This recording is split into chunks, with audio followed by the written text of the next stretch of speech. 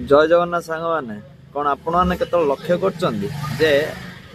गोटे लाइट कि bulb switch off होता आखपा किसी जीव जंतु कीट पतंग इड सियाड़ देखते के देखी नथिए मोर गोटे काली गोटे भल परिचित सांगटे मत गोटे बढ़िया एग्जांपल देला भाई जो लाइट ऑन थी बल्ब ऑन थी आखपाखी बहुत जीव जंतु कीट पतंग इड सियाड़ थे पाखापाखि सराउंडिंग रे लगी रोथे आपण तो लाइफ रे किसी सक्सेसफुली अचीव कर सफलतार रास्ता जाऊँच खुशी रोच अन्य मानू प्रभावित कर तो आपण पाखापाखि बहुत डिस्टर्बिंग एलिमेंट इड सियाड़ होते जीव जंतु आपन लगी रोथे आपन डिस्टर्ब करने